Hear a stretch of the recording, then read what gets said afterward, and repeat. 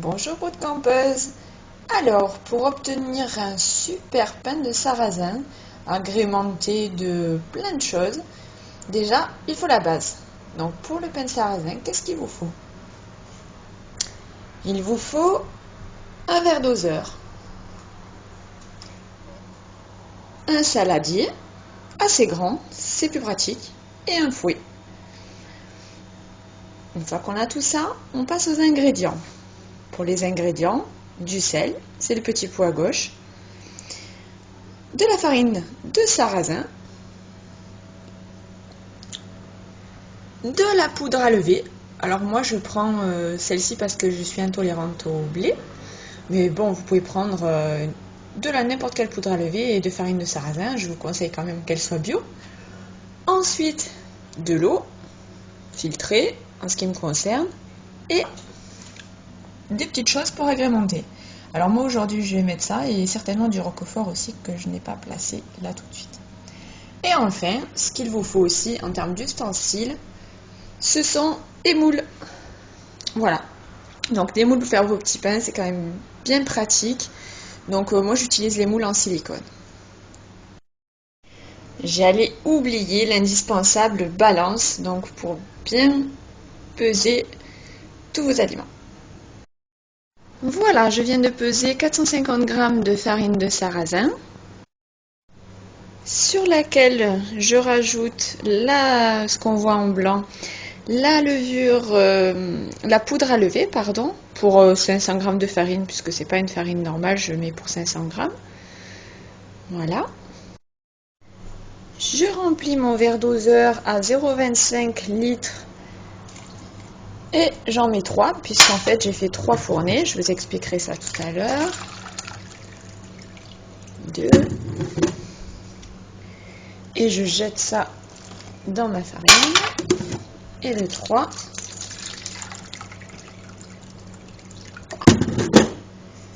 Et je jette. Là, on peut l'enlever de la balance. Ah, mais voilà, j'ai fait une bourde, j'ai oublié le sel. Donc, on rajoute le sel par-dessus. À vous de voir combien en mettre. Et je touille bien avec le fouet. D'où l'importance d'avoir, excusez-moi pour le cadrage, mais c'est difficile d'une main de faire la vidéo et de l'autre de touiller. D'habitude, c'est plus facile. Je fais pause pour mieux touiller.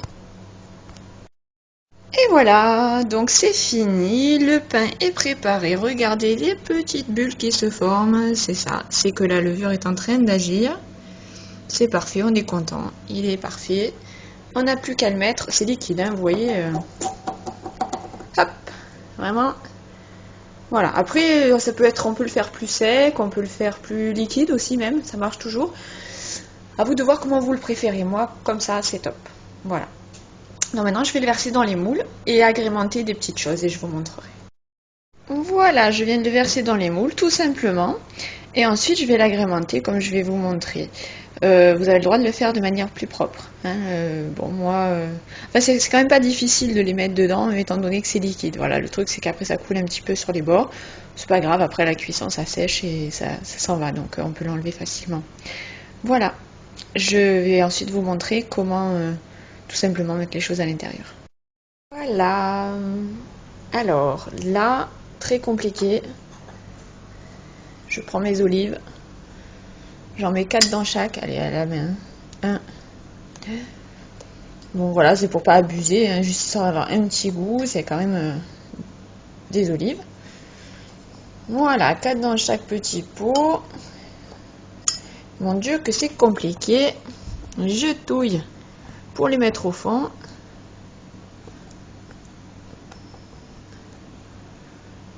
Et voilà, des petits pains aux olives. Très très compliqué, comme vous pouvez le constater. Ensuite, bon, j'ai décidé de faire des petits pains au... Ça, c'est de l'oignon de Simeane. Voilà. Donc, je vais voir ce que ça donne. En espérant que... Bon, l'estomac va le supporter, parce que c'est un oignon assez doux. Voilà. Donc j'en mets pareil. Bon, vous avez compris l'idée, hein, voilà. Et quelques agrégations. Je vous dirai si c'est bon à la fin, parce que j'ai jamais fait ça. Oignon de Simiane, et je vais même en rajouter avec là où il y a des olives, histoire de donner un petit goût supplémentaire. Voilà. Donc je fais ça. Comme pour tout à l'heure, je mélange.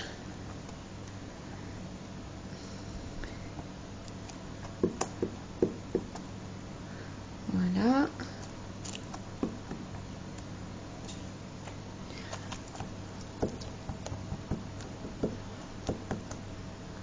J'essaie de pas trop aplatir quand même pour que ça soit pas, ça enlève pas l'effet de la levure. Mais bon, en général, il n'y a pas de problème, hein, c'est quand même bon. Et voilà, c'est fini pour ça. Je vais vous montrer pour le roquefort. C'est très très compliqué aussi. On met le roquefort au milieu et on pousse. Je vais le faire dans le rectangle violet là. Voilà, le bout que je prends de roquefort, je sais pas si vous voyez, c'est un mini bout. Ça fait à peu près 12 grammes. D'ailleurs, je vais le peser, je vais vous dire. Non, en fait, c'était 9 grammes. Donc vraiment un tout petit bout. Je l'ai coupé en deux. Donc ça fait 2 bandes fines. Je le cale dedans. J'appuie. Je cale dedans. Et j'appuie. Alors c'est dégueulasse, j'ai fait avec les doigts. Bah écoutez, j'avais les doigts propres, le tout c'est de faire ça. Si vous avez des invités, vous le faites avec la cuillère. Moi c'est tout pour moi, donc ça pose pas de problème. Voilà, on a tout préparé. L'autre c'est un pain tout simple, le rose.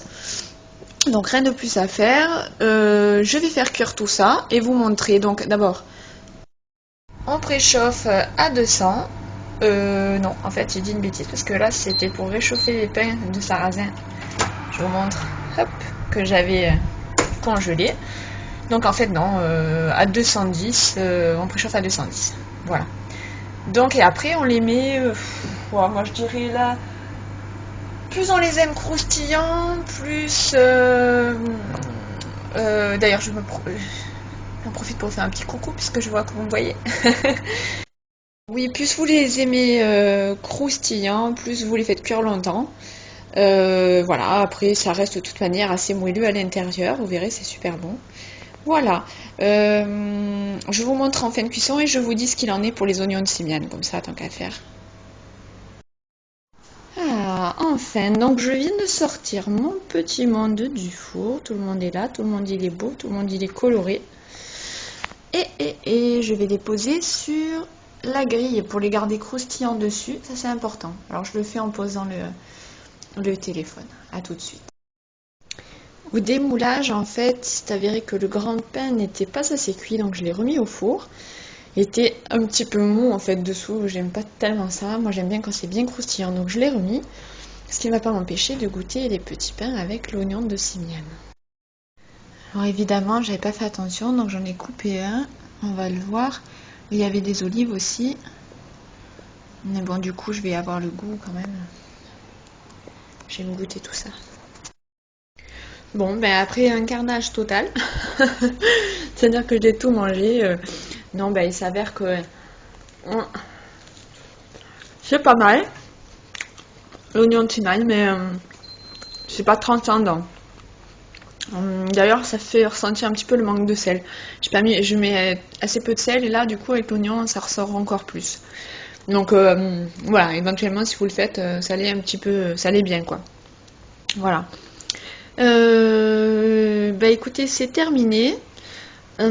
Sachez que vous pouvez mettre juste des pépites de chocolat noir à l'intérieur aussi.